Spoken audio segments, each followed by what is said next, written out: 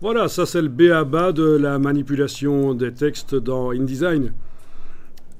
Alors, le bloc là sur le côté, vous pouvez laisser-le tranquille, là on ne s'en occupe plus. Il est complètement indépendant, il n'est pas chaîné. Et on va continuer à s'intéresser à notre bloc ici. Ok, je continue donc sur mon bloc ici. Nous avons un bloc avec des longues lignes, il est fort large. Je vais le réduire de 2/3 de sa largeur.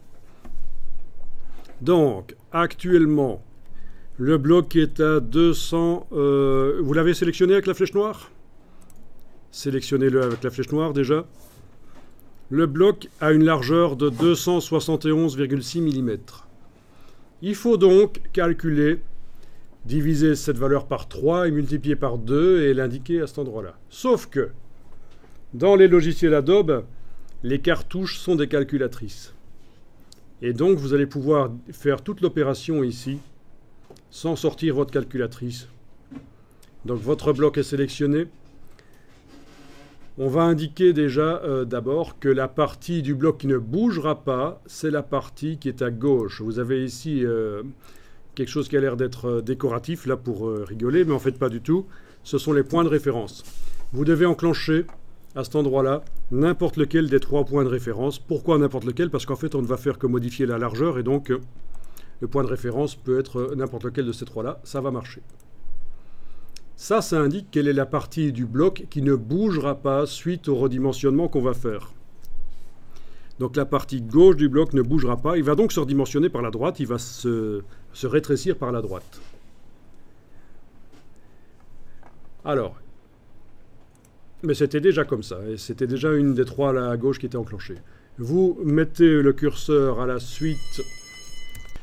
Vous mettez le curseur à la fin de la valeur ici, l'unité, et vous allez taper une barre oblique et un 3, parce qu'on divise par 3, divisé par 3.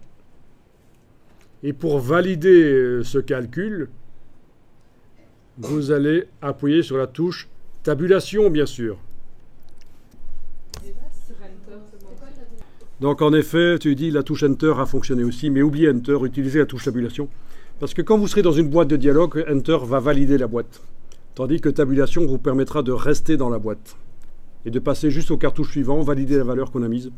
Donc c'est une bonne idée de retenir cette manière de faire pour valider ce qu'on a mis dans les cartouches. Donc j'ai un bloc. Donc vous avez un bloc qui fait le tiers de la largeur qu'il avait. Moi, je voulais un bloc au final qui faisait les 2/3. Il va falloir maintenant que je multiplie par 2. Bah, c'est une manière pas trop compliquée de faire.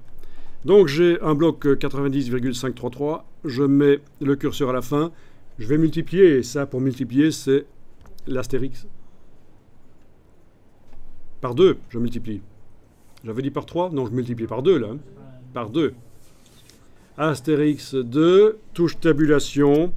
Et voilà un bloc qui a les 2/3 de ce qu'il avait à l'origine. Donc bien sûr, on aurait pu modifier la position de la poignée visuellement. Ça marche aussi. Mais ça me permettait de vous montrer qu'on peut calculer vraiment, si on veut diviser un bloc par 2, par 4, sa hauteur, sa largeur. Il est possible de le faire dans les cartouches là au-dessus, ce qui est très intéressant. Et ça fonctionne comme ça dans Illustrator aussi. Et bien sûr, on est en excès de texte, mais c'est pas grave, c'est du faux texte de toute façon, on ne s'en occupe pas.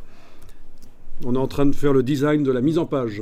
Pourquoi j'ai fait ça? Parce que je vais mettre une image sur la droite à un certain moment. Je vais mettre une image sur la droite et c'est intéressant de créer de l'espace.